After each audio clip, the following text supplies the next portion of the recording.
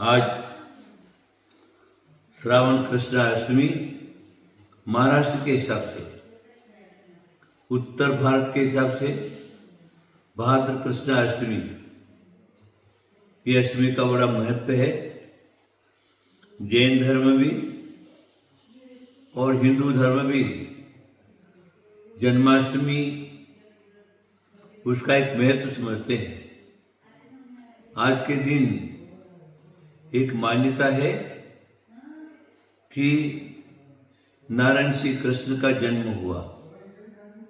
पूजनी के हिसाब से सर्वत्र जन्माष्टमी की धूम है और सभी लोग अपनी अपनी परंपरा और अपना अपना धर्म की मान्यता के हिसाब से जन्माष्टमी को मनाते हैं। नारायण श्री कृष्ण एक महापुरुष और अपने समय के भगवान की तरह उन्होंने काम किया है। देश की रक्षा, राज्य की रक्षा, जो दुर्नीति दुष्ट जन राक्षस प्रवृत्ति के जो लोग थे उनका मार्गदर्शन भी किया है और उनका नाश भी किया है। उनमें बहुत बड़े बड़े गुण थे और उन्होंने जो काम किया है अपने समय में, उसके हिसाब से विष्णु के अवतार नारायण श्री कृष्ण हुए, ऐसी हिंदू धर्म की मान्यता है। जैन धर्म में नारायण श्री कृष्ण नौवे नारायण हुए और नारायण जन्म में आकर के उन्होंने देश और राष्ट्र की सेवा की, जनता की सेवा की, जनता की रक्षा की, साधु संतों की रक्षा की, धर्म की रक्षा की और अपने समय में मानवता को किस प्रकार चलना चाहिए, मानवता क्या चीज है, और नारायण होने के बाद भी नर अवतार में आकर के उन्होंने जो कार्य किया है, अन्यत्र ऐसा कार्य कोई देखने को नहीं मिलता। हमारे जैन धर्म में भी नारायण श्री कृष्ण का बहुत बड़ा महत्व है। वर्तमान में तो उन्होंने सारा किया ही किया, सिर्फ पुण्य कर्म ही पुण्य कर्म किया है। वो पुण्य के प्रभाव से आगे की 24वीं में फिर नारायण श्री कृष्ण तीर्थंकर के रूप में अवतार लेंगे और मानवता को ये सिखाएंगे कि धर्म क्या चीज है।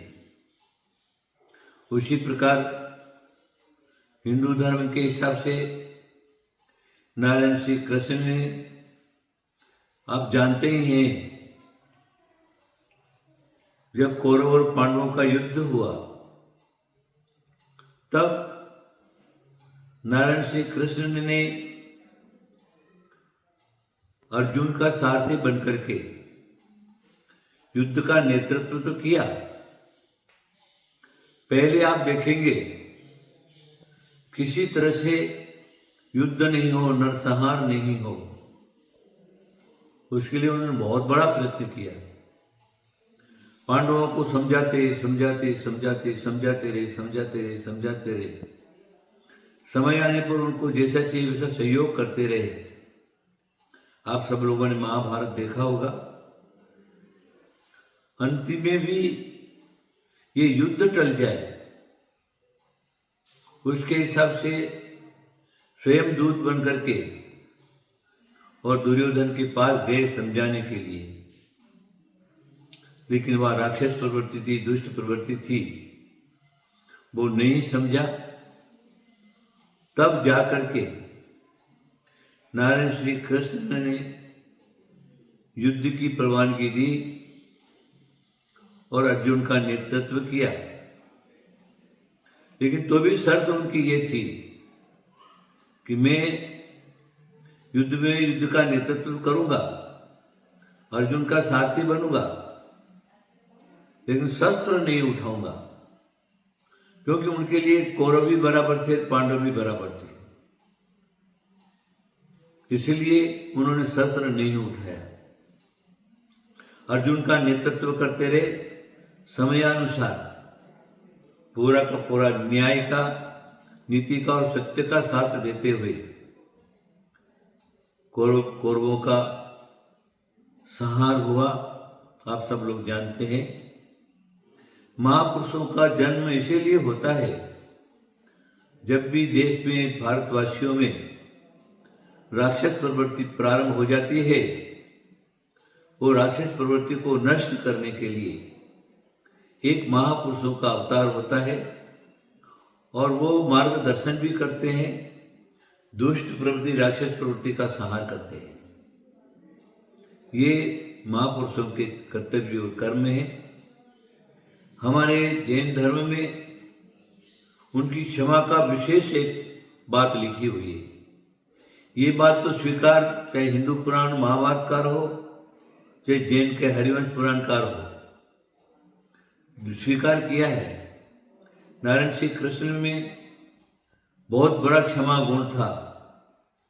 कोई सी भी दुष्ट प्रवृत्ति, कैसा भी अपराध किया तो श्याम राम दंड से उसको समझा करके और उसको क्षमा कर देते थे।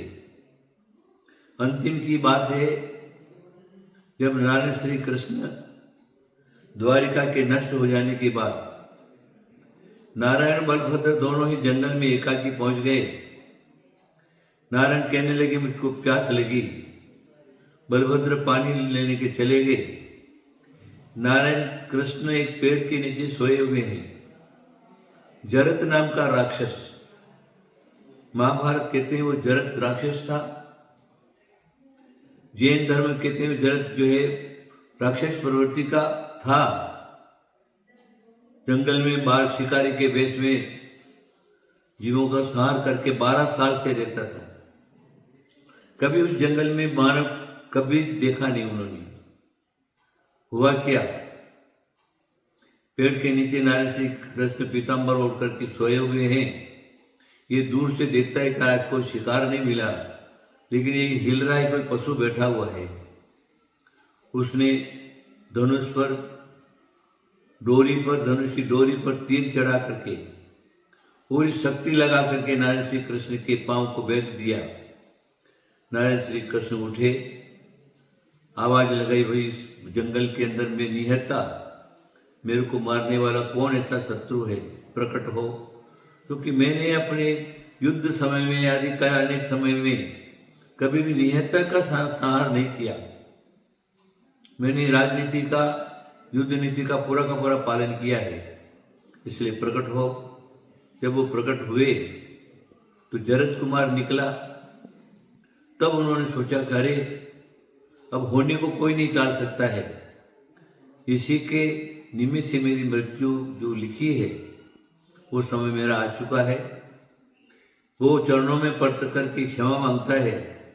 नारायण श्री कृष्ण को क्षमा कर देते, जा तेरे को कुछ नहीं, तू यहाँ से जो है निकल जाए, क्योंकि बलभद्र आने वाले हैं। मेरी ऐसी स्थिति देखी तो तुमको भी वो नहीं छोड़ेंगे, मार देंगे, इसलिए तुम यहाँ से चले जाओ। वो तीर जो है हाथ पाँव से निकाल करके चरणों में पड़ करके क्षमा मांग करके वो वहाँ से चला जाता है। और नारायण श्री कृष्ण की एकाकी जंगल के अंदर मृत्यु हो जाती है। देखिए, जन्म और मरण दोनों ही आपके सामने हैं। मरते समय कोई साथ में नहीं, और जन्म तो उनका आप सारा का सारा देखते ही हैं। कंस के जेल के अंदर नारायण श्री कृष्ण का जन्म हुआ। ये संसार की रीति है, जन्म के समय में भी कोई भी नहीं और मरण के समय भी कोई भी नहीं। इसलिए नारायण श्री कृष्ण ने हमारे देशवासियों को ये बताया, अरे संसारी जीवों, तुम जो क्या है मानवता को मत छोड़ो। जन्म के समय कुछ लेकर के साथ में नहीं आए और मरते समय कुछ साथ में लेकर के नहीं जाएंगे, इसलिए अपनी न्याय नीति धर्म को मत छोड़ो। ये नारायण श्री कृष्ण का जो क्या है जीवन चरित्र है, और उसके अनुसार आप लोग अपने जीवन में उतारें। आशीर्वाद आशीर्वाद आशीर्वाद।